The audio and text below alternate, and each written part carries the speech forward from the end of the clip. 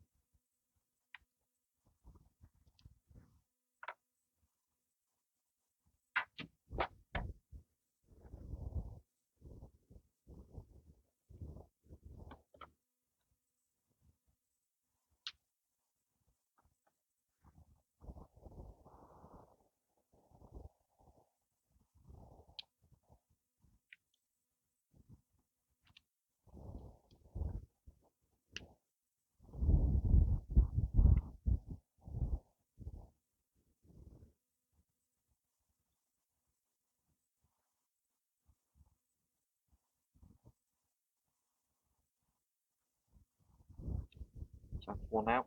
So there's a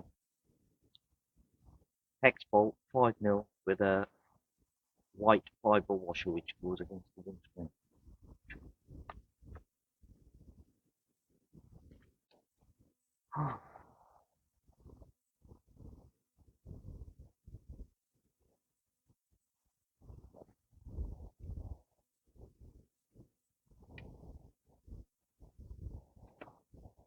It's 3 out.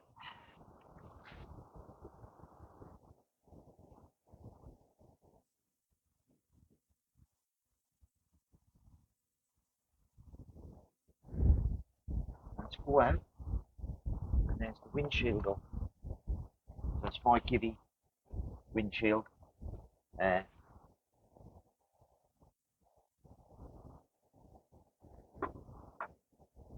4 screws. Now,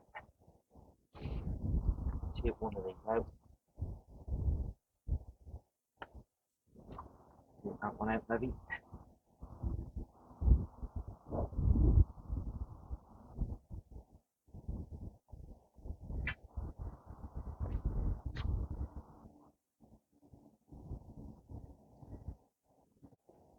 Well, as you can see, guys, these plugs are well worn.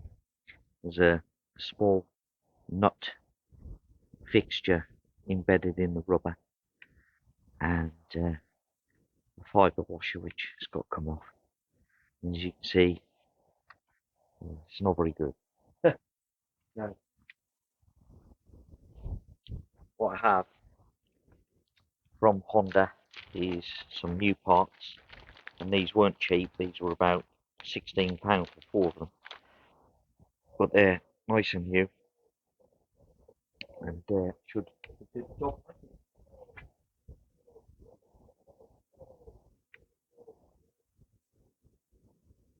So what I will do is just give you a close in.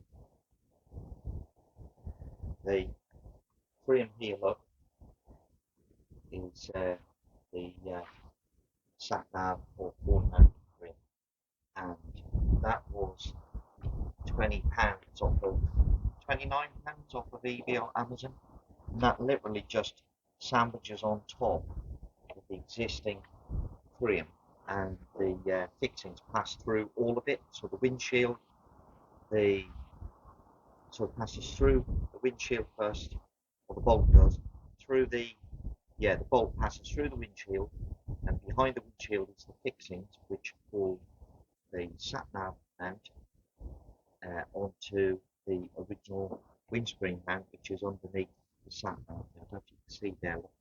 So you've got the original windscreen there mount, and the Sat Nav mount just laid on top like that, and it's a I think that's probably about 14 or 15 mil across, maybe 18 or so. But then on top of that, I have fixing for the quad lock with a rubber mount in it, an adjustable piece here, 90-degree angle, the anti-vibration unit, and then the quad lock induction charging plate, which your phone fits onto with the case.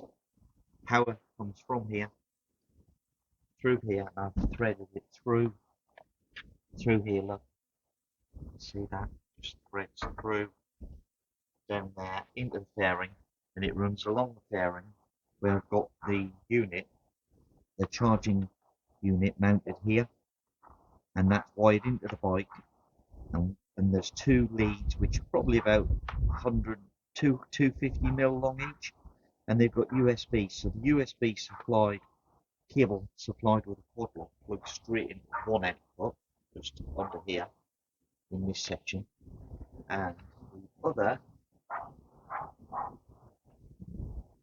part of that, excuse me, contents of my trunk, comes through here. Look, so that's the other end. Comes through the rubber grommet, along with my battery tender charging unit, and we've got two of those. One into the trunk, which I just took behind the elastic here, document holder, in the trunk, like that, for use, and the other one is underneath the fairing where I've got the USB lead plugged into it,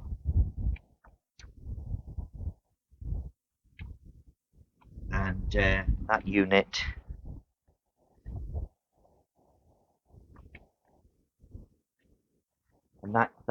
is mounted underneath here. So there's two ends like that, one into the trunk, one into here, and I've literally just plugged this power supply into it, or this power lead into it, put a bit of black tape around it to secure it so it doesn't come out inside under the fairing, and just cable tied it up nice and neat inside. Second one out.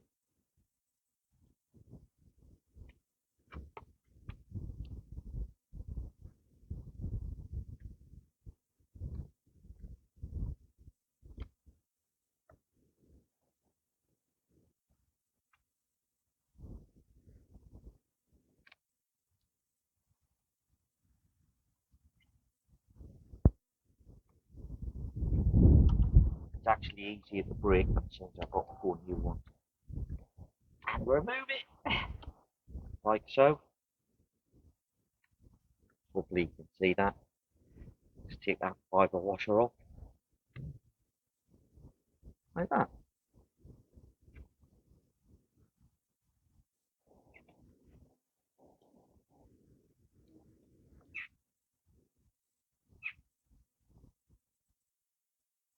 That's two of these units. One in there. One in there. Just pull them up and pop in.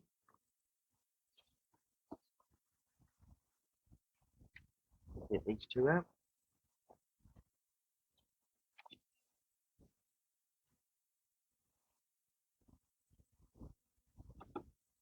Whoop. Careful.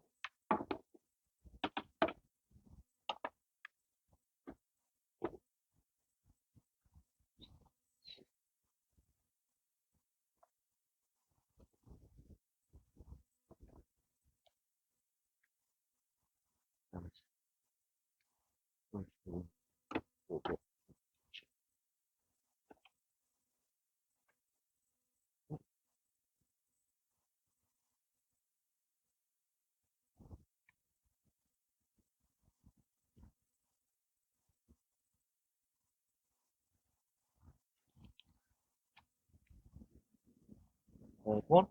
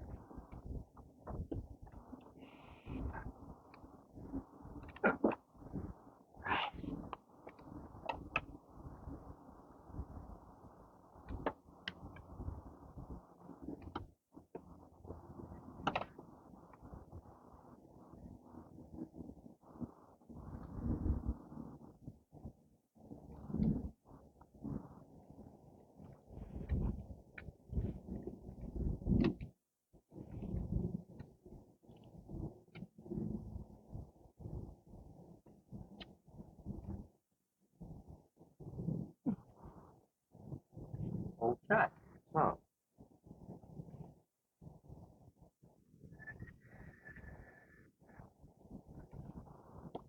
in, in, in, out. So it just slides up. It's like the keyhole effect. So it holds that in place. Take out windscreen to do these in. Start.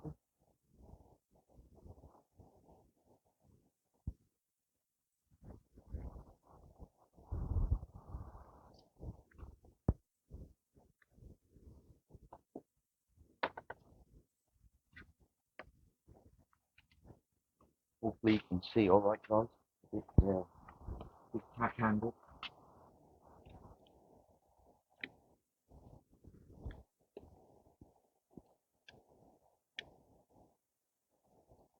Start to go. Over here.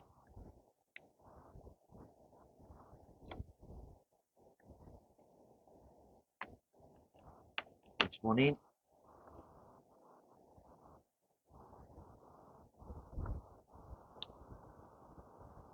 Start to go.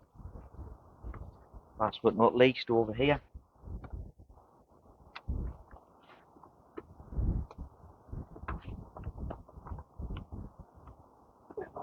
One out of one.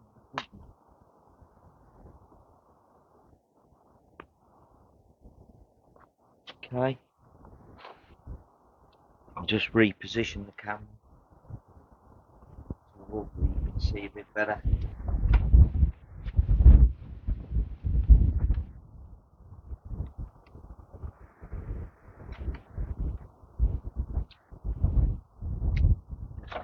Squeeze the frame against Sat Nav holder and just get that to start biting, tightening up.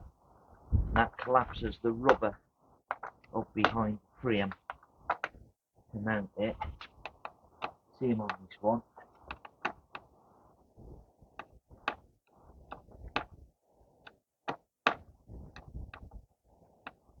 Just give this one a little tighten. Make sure that's in the right position.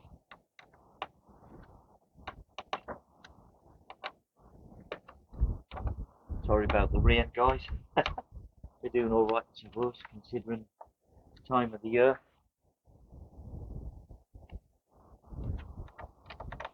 Just get that a minute down. It's just about closing the gap between the metal frame of the Sat Nav mount and the original windscreen mount of the bike. Just tighten it up nicely. Just keep them all in nice.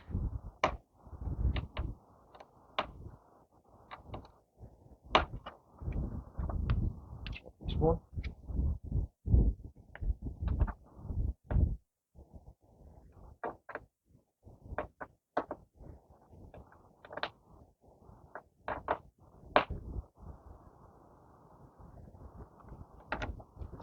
show you from inside the cockpit or behind the screen, a rider's view, if you like, in a minute.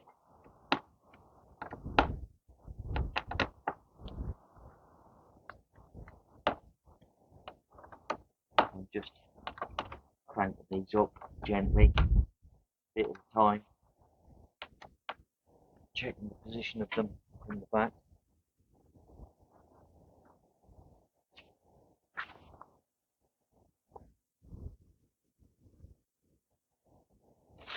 I think this one needs to go in a bit more.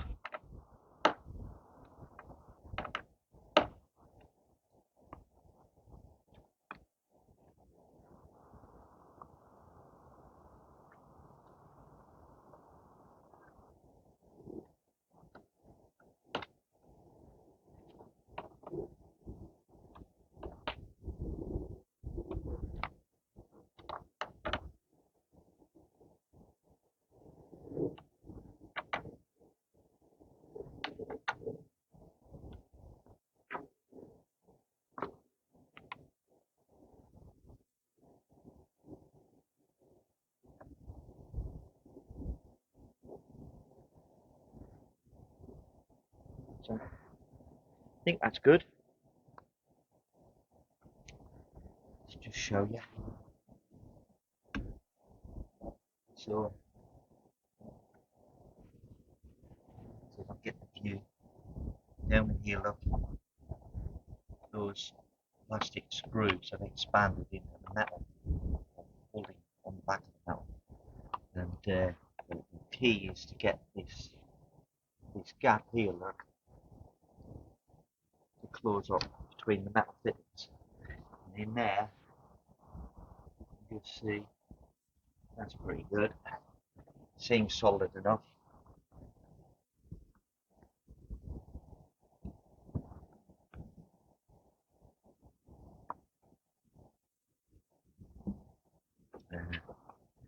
In there, similar. We've got a nice squeeze up in there. Look, and it's holding the two parts of the bracket, the sat nav bracket, against the original metal frame, the windscreen, and the glass. Well, Perspex windscreen is on there as well. So it's a Givi windscreen, and it is a clear one for about £100. Can't remember the exact part number at the moment, or the size of it. The original screen comes to about here, and then the Honda Touring one comes to about there, and then the Givi one has got an extra like 800 mil on, but sort of the sort of key difference is the Givi one has a scoop on the last 800 mil, which produces a nice sheltered spot for the rider behind. Okay, quad lock induction charger unit on here. Just put the cabling down the back, as I said, and that all comes on with the ignition. So if I turn the ignition on, you'll see that the quad lock light comes on, green flashing, now gone blue. Just do that again for you. Turn it off.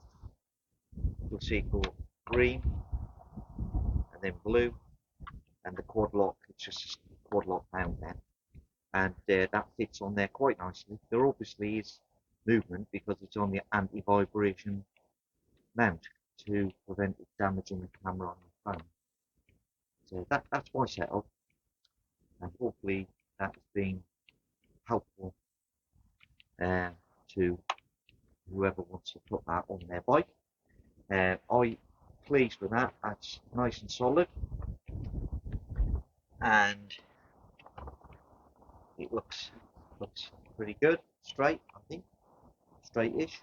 I wouldn't have thought it would not go on straight. But that's the front. So you can see in relation to standard mirrors how much higher that is.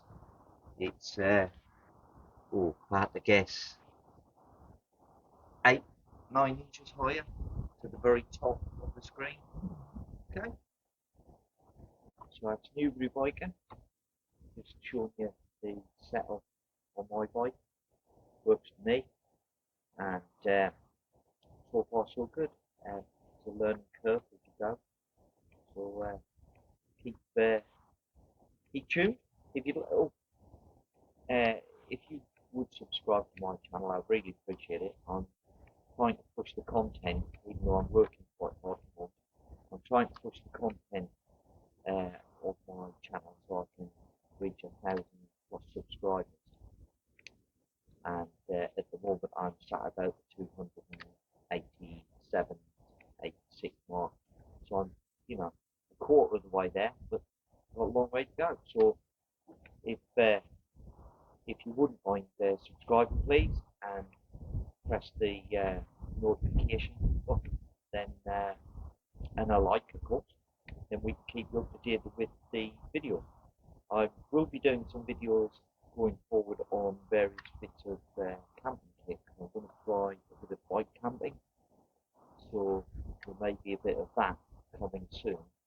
It's not bikes, I know, but it's a fundamental part of what bikers do, isn't it? A bit of camping, a bit of touring, and stay tuned. Thank you very much. Newbury Biker, ride safely. Tune in next time. Thank you very much.